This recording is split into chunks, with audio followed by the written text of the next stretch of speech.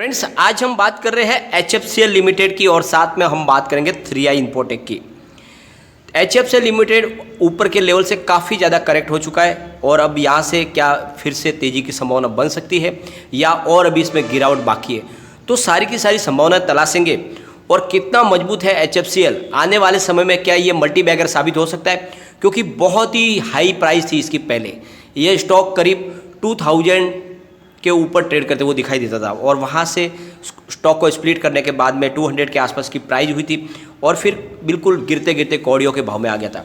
अब इसने फिर से दौड़ना शुरू किया है और ये दौड़ जो सिर्फ ये रूमर बेस नहीं है बल्कि इसके कारोबार के ऊपर है, क्योंकि जियो ने इनको काम सौंपा है पूरा अपना इंफ्रास्ट्रक्चर डेवलपमेंट के लिए, फाइबर बिछाने के लिए। सारा काम जियो का इनको मिल रहा है और इसकी वजह से कंपनी के कारोबार में ज़बरदस्त वृद्धि देखने को मिल रही है और ये स्टॉक आगे जाके कमाल कर सकता है। तो क्या संभावना बन रही है, इसके शॉर्ट टर्म टारगेट कैसे है और क्या इस लेवल पे इन्वेस्टमेंट कर लेना चाहिए, सारी संभावना जानेंगे। साथ में 3i इन्फोटेक एक छोटी IT कंपनी है, पैनी स्टॉक है, लेकिन कारोबार उनका लगातार बढ़ रहा है।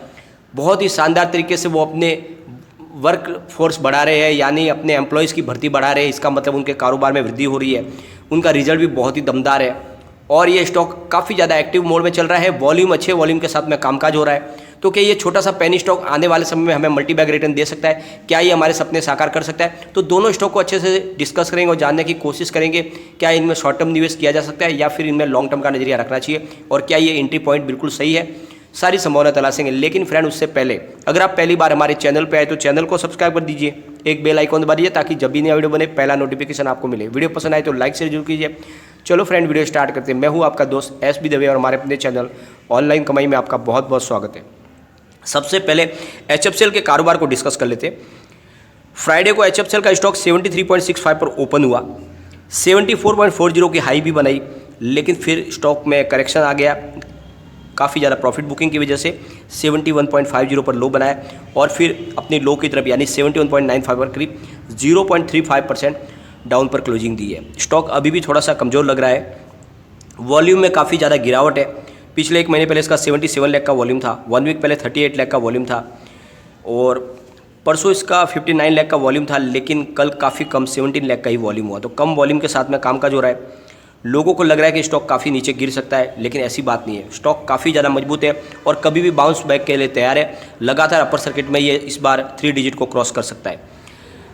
12.05 52 वीक का लो है, 95.70 इसका 52 वीक का हाई है और वहाँ से स्टॉक गिर के काफ़ी ज़्यादा करेक्ट हो चुका है और ये स्टॉक कमाल करेगा। और इसके पीछे वजह है इसका शेयर होल्डिंग पैटर्न।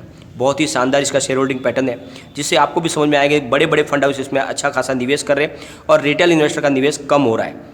तो प्रमोटर की होल्डिंग इसकी 42.05 है और इसमें से 44.72% की होल्डिंग जो है वो गिरवी रखी हुई है। ये थोड़ा सा इसके लिए माइनस पॉइंट है, लेकिन सबसे अच्छी बात यह है कि बड़े फंड हाउस FI इसमें निवेश अपना बढ़ा रहे। FI की अगर बात करें तो 1.66% की दिसंबर में उनकी होल्डिंग थी, उसको बढ़ा के उन्होंने 2.18% कर लिया मार्च क्वार्टर में और फिर जून क्वार्टर में उसमें और बढ़ोतरी की 2.20% कर लिया। तो लगातार FI अपने इन्वेस्टमेंट को बढ़ा रही है। इस समय जब बाजार में FI का इन्वेस्टमेंट घट रहा है, उसके बावजूद भी वो FI इस स्टॉक के अंदर भरोसा कर रहे हैं और इस पर निवेश अपना बढ़ा रही है, जिससे बात समझ में आ रही है कि स्टॉक में अभी भी बहुत ज़्यादा संभावना बाकी है। वह अब बात करें अगर DII की, यानी बड़े फंड हाउस के इंडियन, तो 0.7% की होल्डिंग थी उनकी दिसंबर में। उसी होल्डिंग को उन्होंने मेंटेन रखा मार्च में, लेकिन जून क्वार्टर में उन्होंने भी बहुत ही ज़बरदस्त तरीके से अपनी होल्डिंग को बढ़ाया, 0.688% कर लिया है। उसी तरह से म्यूचुअल फंड ने अपनी होल्डिंग को बहुत शानदार तरीके से बढ़ा दिया है। दिसंबर में मात्र 0.2% थे, मार्च क्वार्टर में वो 0.3% उन्होंने होल्डिंग की, लेकिन जून क्वार्टर में ज़बरदस्त जंप देखने को मिला, 0.64% की होल्डिंग की है। तो जैसे इसकी प्राइस नीचे आई, बड़े फंड हाउस, म्यूचुअल फंड और DI इसमें अपना इन्वेस्टमेंट बढ़ाने लगे और जो होल्डिंग कम हो रही है वो है अदर्स की, यानी जनरल पब्लिक की। 56.22% की होल्डिंग दिसंबर में थी, वो घट के मार्च क्वार्टर में 55.70% रह गई और जून क्वार्टर आते आते वो 55.07% हो गई। तो जनरल पब्लिक के हाथ से जो माल है वो जा रहा है अब बड़े फंड हाउस के पास। इसका मतलब आने वाले समय स्टॉक में बहुत ही जल्द ज़बरदस्त तेज़ी बनेगी और जो इसका 95 का जो लो था उसको जगह पे अभी ये 3 डिजिट में जाने को तैयार है। तो एंट्री इस लेवल पे आपको करनी चाहिए। पिछले एक साल में इसने 437% का शानदार रिटर्न दिया है, 25% ऊपर से करेक्ट हो चुका है।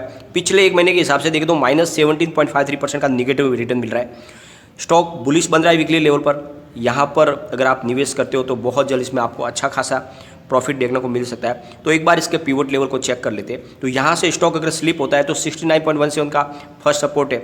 स्टॉक अगर उससे भी नीचे गिरेगा तो फिर 63.38 तक जा सकता है और थर्ड सपोर्ट इसका 60.27 का है। तो बड़ी गिरावट में ये 60 तक जा सकता है, परंतु ऐसी संभावना कम है। स्टॉक बहुत जल्द यहाँ से बाउंस होने की तैयारी में है। तो दौड़ेगा तो फर्स्ट टारगेट इसका 78.07 का है, सेकंड टारगेट 81.18 का है और थर्ड टारगेट 87.97 का है। तो स्टॉक बहुत जल्द 86 के ऊपर जाने को तैयार है। तो शॉर्ट टर्म के नज़रिए के साथ भी आप इसमें इन्वेस्टमेंट कर सकते हैं और अगर आपका लॉन्ग टर्म का नज़रिया है तब तो यह स्टॉक आपको मल्टीबैग रिटर्न देने को तैयार है, क्योंकि बहुत ही शानदार इसका कामकाज है। 5G टेक्नोलॉजी आने वाली है और उसको बहुत ही ज़्यादा ऑर्डर बुक मजबूत है इसकी। जियो इनको काम अपना सौंपे है सारा का सारा, उनके लिए फाइबर बिछाने का काम, उनके लिए उनके 5G टेक्नोलॉजी को आगे बढ़ाने के लिए HFCL के साथ में उन्होंने टाइप किया हुआ है। तो ये कंपनी तो आगे बढ़ेगी और इस बार बहुत ही शानदार तरीके से आपको रिटर्न मिल सकता है। तो लॉन्ग टर्म नजरिया लेके इसमें होल्ड करें, ये आपके सपने साकार कर सकता है। चलेंगे हम 3i इन्फोटेक लिमिटेड की तरफ।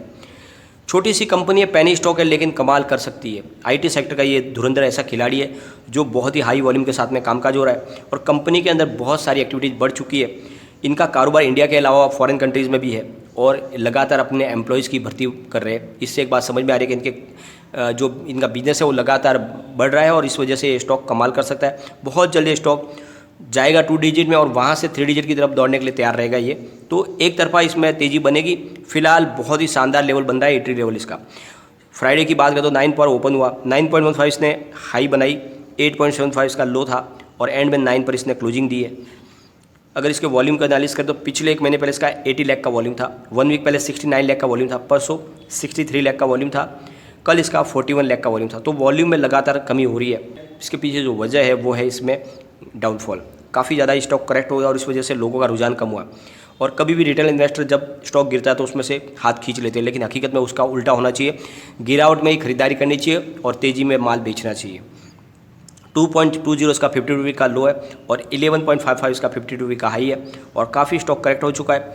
पिछले एक साल में इसने 308% का शानदार पॉजिटिव रिटर्न दिया है। 23.18% वापस ऊपर से करेक्ट हो चुका है और पिछले एक महीने के हिसाब से देखें तो -10.5% का निगेटिव रिटर्न मिला है। तो स्टॉक इस लेवल पे काफ़ी अच्छा बन रहा है। एंट्री पॉइंट बहुत अच्छा है क्योंकि स्टॉक ओवरबोट जोन में नहीं है। और अगर इसके पी रेशियो की बात करें तो 3.70 का, जबकि सेक्टर का पी 34.75 है। पीबी रेशियो 1.80, सेक्टर का पीबी 8.64 है। सेक्टर का डिविडेंड 1.26% आता है, इन्होंने डिविडेंड नहीं दिया है, परंतु स्टॉक का जो फाइनेंशियल ट्रेंड है वो बहुत ही कमाल का है। अगर 2018 की बात करें तो 1.01 थाउजेंड करोड़ रुपये इन्होंने रिवेन्यू बनाया था और 0.07 थाउजेंड करोड़ भी इनका प्रॉफिट बना था। फिर 2019 में 1.14 थाउजेंड करोड़ रुपये इनको रिवेन्यू मिला और इनका प्रॉफिट सेम रहा 0.07 थाउजेंड करोड़ रुपये।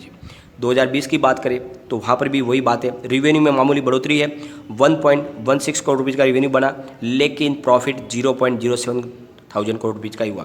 तो 3 क्वार्टर से सेम प्रॉफिट हो रहा है, लेकिन 2021 में कमाल हो गया, 1.16 थाउजेंड करोड़ रुपये का रिवेन्यू, यानी रिवेन्यू तो 2020 के बराबर है, लेकिन प्रॉफिट में ज़बरदस्त जंप देखने को मिला, 0.39 थाउजेंड करोड़ रुपये का प्रॉफिट मिला है। तो 3 साल के बाद इस क्वार्टर में इसने कमाल दिखाया, ज़बरदस्त प्रॉफिट में बढ़ोतरी देखने को मिलती है। उससे एक बात समझ में आ रही है, स्टॉक कमाल कर सकता है, आगे ये दौड़ेगा और आपको मालामाल कर सकता है।